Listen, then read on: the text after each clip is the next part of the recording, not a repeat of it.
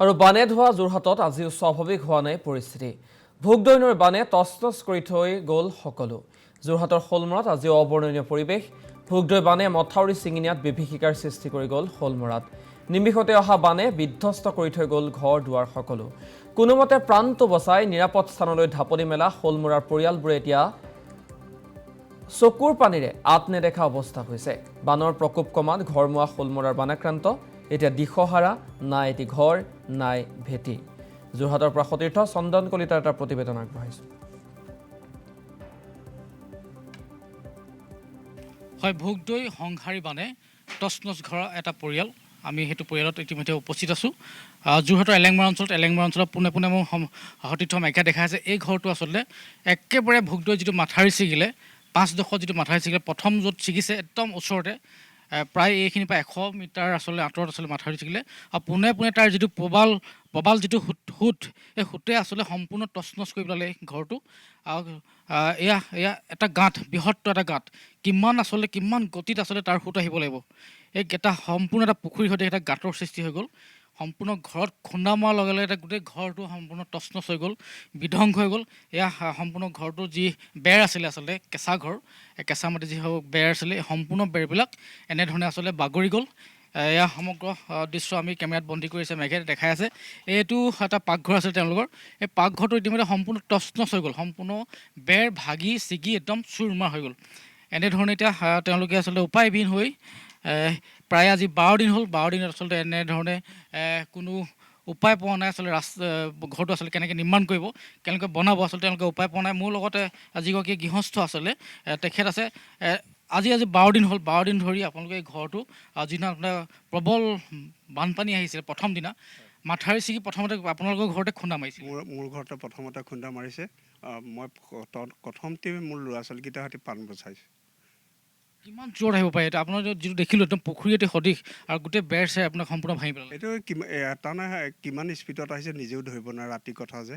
তাৰমানে মানুহ পাৰ হ'বলৈ সুবিধা নাই, তাৰমানে এনেকুৱা ঘৰৰ ভিতৰৰ পৰা ওলোৱা বিৰাট জটিল হৈ পৰিছিল। মাথাউৰিটো আপোনাৰ একদম নিচেই কাষতে আছে। নিশ্চয় কাষতে। এনেকুৱা ঘটনা আগতে আপুনি পাইছিলে নাই? এনেকুৱা নাই পোৱা। প্ৰথম এনেকৈ বানপানী হৈছে? প্ৰথম এইটো বানপানী। সেই সময়ত আপুনি কি কৰিছিলে? কেনেকৈ আছিলে পৰিয়ালটো, কেনেকৈ আছিলে? আমি পৰিয়ালটো ভাত পানী খাই বৈ বিচনাত শুবলৈ লৈছিলোঁ। তেনেকুৱাতে হুলস্থুল শুনিলে মঠাই ছিঙিলে।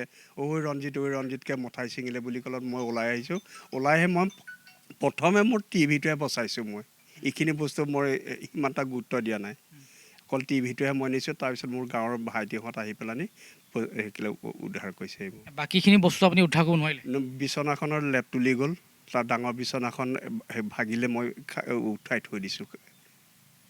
এতিয়া এই ঘৰটো বনাওঁতেতো আপোনাৰ যথেষ্ট সময় লাগিব বা এটা খৰচ আছে। এতিয়াতো আপুনি গোটেই ঘৰ বয় বস্তু যি য'ত আছে আপুনি গোটেই মানে বিচাৰি আছে আচলতে। কি ক'ব আচলতে চৰকাৰক, কি ক'ব? আপোনাৰ এটা ঘৰ সাংঘাতিক ধৰণে টচটচ হৈ গ'ল, কি ক'ব? চৰকাৰক এইটোৱে অনুৰোধ, মোৰো অসুখীয়া মানুহ, সৰ্বসাধাৰণতে মোক সহায় এটা কৰিলে ভাল পাম, সেইটোৱে অনুৰোধ। যিহেতুকে আপুনি ঘৰৰ মুৰব্বী মানুহ, আপুনি কাম কৰিব পৰা আচলতে সামৰ্থ্য নাই বুলি আপুনি কৈছে। ৰোগত ভুগি আছিলে, কেনেকৈ ধৰণে এতিয়া আপোনাৰ ইয়াৰ পিছৰ সময়টো কেনেকৈ আপুনি ব্যৱস্থা কৰিব? সমস্যাটোৱে মই সমাধান কৰিবলৈ অসমৰ্থ, আৰু মোৰ প্লাষ্টিক চাৰ্জাৰী এতিয়া কৰিবও নোৱাৰোঁ। ঘৰতে বহি থাকোঁ। মিছেছে হোটেলত কাঁহী বাতি ধুবলৈ ওলাই যায় ৰাতিপুৱাই, মই ঘৰত থাকোঁ। সেইটোৱে অৱস্থা। খাদ্যখিনি আপোনাৰ পানী যোগান পাইছে নাই? সকলো পাই আছোঁ। খালি এটা আমাৰ অভাৱ হৈছে এটা ঘৰ। মোৰ প্ৰথম ঘৰ আৰু লেট্ৰিনটো। হয়, নিশ্চয়। খুব আমি দেখাই আছোঁ আচলতে তেখেত এগৰাকী ৰোগীয়া ব্যক্তি, তেওঁ ঘৰখনৰ মূল ব্যক্তি, আৰু তেখেতে আচলতে ঘৰখন চলাই থাকে। আৰু তেওঁৱে যদি আচলতে একো ঘৰখন চলাব নোৱাৰা অৱস্থাত কেনেকুৱা ধৰণৰ অৱস্থা হ'ব ভৱিষ্যতে।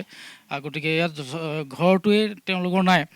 আৰু প্ৰশাসনে অলৰেডি ঘৰৰ ব্যৱস্থা কৰি দিম বুলি ইতিমধ্যে কৈছে যে অসম চৰকাৰে প্ৰতিটো বানাক্ৰান্ত অঞ্চলৰ, বানপীড়িত অঞ্চলৰ যিসকল ঘৰ শেষ হৈ গ'ল, সম্পূৰ্ণ ঘৰ বনাই দিয়া কথা আছে। আমি ভিতৰত সোমাইছোঁ, ভিতৰৰে পৰিৱেশ, এই সম্পূৰ্ণ ভিতৰৰ পৰিৱেশ একেবাৰে একোৱেই নাই। সম্পূৰ্ণ বানে আচলতে গোটেই ধাহি মহি লৈ গুচি গ'ল আৰু পোনে পোনে আচলতে তেওঁলোকৰ মাথাউৰিৰ কাষতে যিহেতু ঘৰ সম্পূৰ্ণ আগতেও আচলতে এনেকুৱা বানপানী হোৱা নাছিল প্ৰথম বুলি কৈছে কিমান গতিত আচলতে সুত আহিব লাগিব এনেধৰণে আচলতে তছনছ কৰি গ'ল আৰু তেওঁলোকৰ যি হেঁপাহৰ ঘৰ আচলতে এখন ঘৰ এটা সপোন থাকে সকলোৱে এই হেঁপাহৰ ঘৰখন আচলতে এনেধৰণে সম্পূৰ্ণ তছনছ কৰি শেষ কৰি ধ্বংস কৰি পেলালে মই কিছু দূৰত যিটো মাথাউৰি ভোগদৈ যিটো মাথাউৰি এই মাথাউৰিটো 5 ঠাইত আচলতে ছিগিছিলে মই কিছু যদি সম্ভৱ হয় আমাৰ সতীৰ্থ মেঘেৰে আচলতে দেখাব কিছু দূৰত আচলতে অকণমান চলি জুম গৈ সম্ভৱ হয় আচলতে এই ৰাতি দূৰত এইখিনি প্ৰায় 100 মিটাৰ হ'ব 100 মিটাৰ দূৰত আচলতে ভোগদৈ যিটো মাথাউৰি